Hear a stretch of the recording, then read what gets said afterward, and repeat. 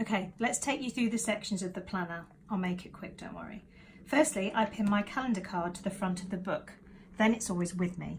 Our planner is undated, as you know, because not everybody wants to make a fresh start in January. So we do it undated so you can get started any time, maybe partway through the year. It's undated, so you'll have to fill in the dates yourself. But you can do this for a full year. You can fill it in for the whole year and it's done. Or I tend to add the dates in 3 months in advance. But it depends how far in ahead and advance you work and plan, for example. The first section, one of the first sections, is the My Goals page. And this is designed as a prompt for a general brainstorm to get you started. So once you've got these ideas down, I tend to put them in 4 main categories and I type them up. I do financial, well-being, personal and career. I tend to pin that up in my studio and I can refer to it every day. This is my daily reminder of where I want to get to and keeps me super focused. The next page is the year to view section. This is the whole year through and I tend to keep my special dates in this section. So I'll do anniversaries, birthdays, and what happens is then next year when I come to fill in my planner, I have all the dates in one place. I can fill them in all in one go. Then you've got My Month. This is your monthly overview and can show up the pinch points in your time by filling this in. But if you're filling in every weekend or leaving no time for yourself, you can see it here. And if your week's looking not manageable, you can reduce the stress right here. See what's going on and rejig accordingly. I set only 2 types of goals to keep things simple. Yearly, as we've just been through, and monthly. The monthly goals I'll jot down at the beginning of each month in the take note section here. And I'll tend to set 3 to 4, maybe 5 goals that I want to nail that month. Some, you have a mixture of big and small. Don't put 5 huge goals down there. Maybe put 2 big ones and 3 small ones, or 1 big one and 4 small ones. Just manage it, because if you put too much down and don't get them done, you'll feel kind of upset with yourself really and not get that sense of satisfaction.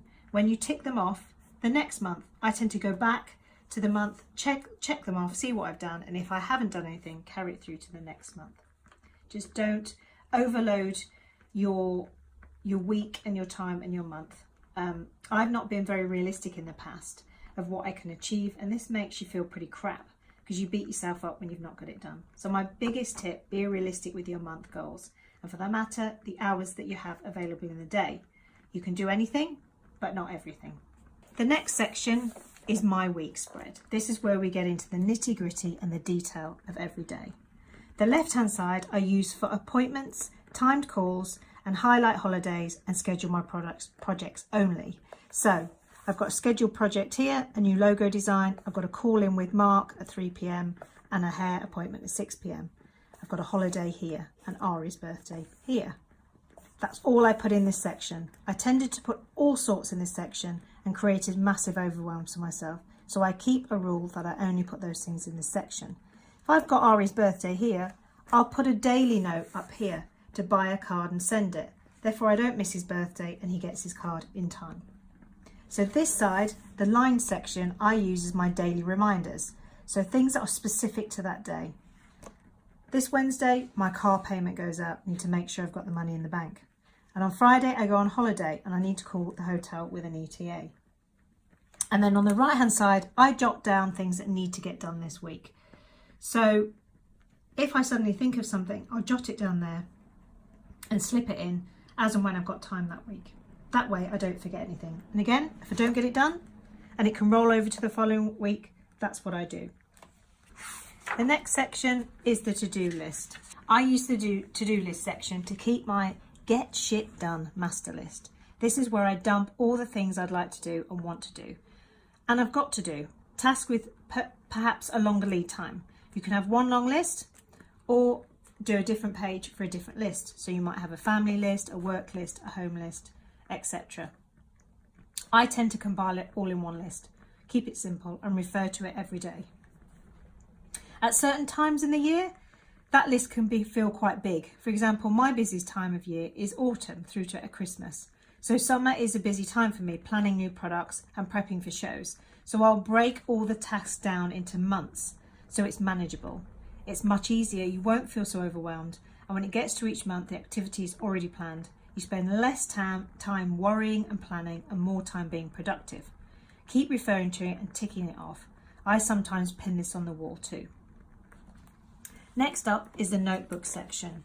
This section is quite big, and some people I know section it off again into work, home, family, etc. I tend to start at the beginning and work my way through. I only put notes in here for meetings and cost projects.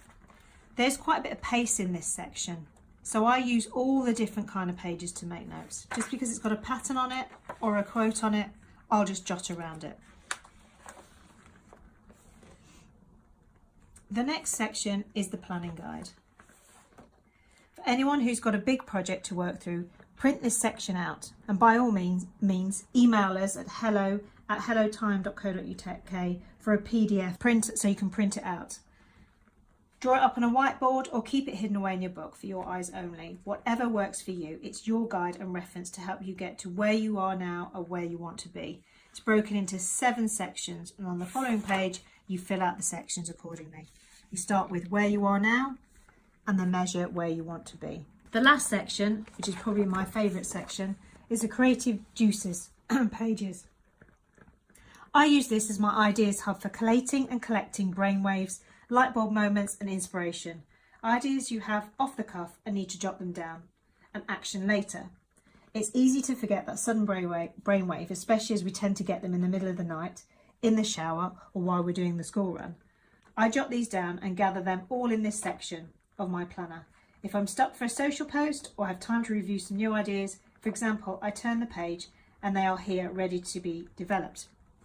I've got Christmas packaging ideas. Don't need to do that right now, perhaps in a couple of months, but it's there so I don't forget what the idea that I had.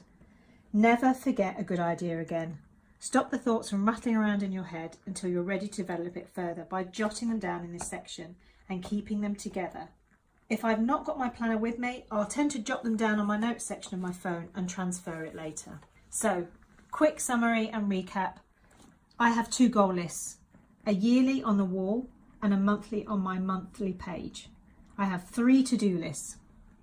A get shit done master list, which stays in my to-do pad section, a today's to-do list, which is on my weekly pages, and a weekly to-do list, which is always also on the same page, and an ideas list, which I keep in my creative juices section.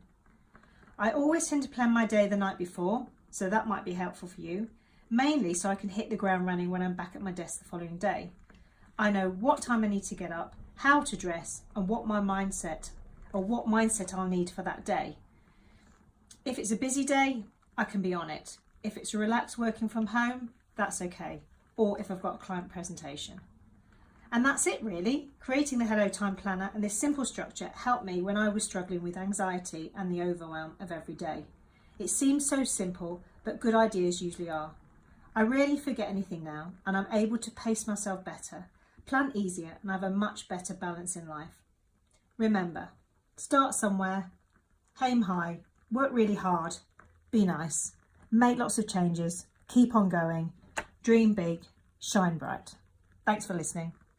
Bye.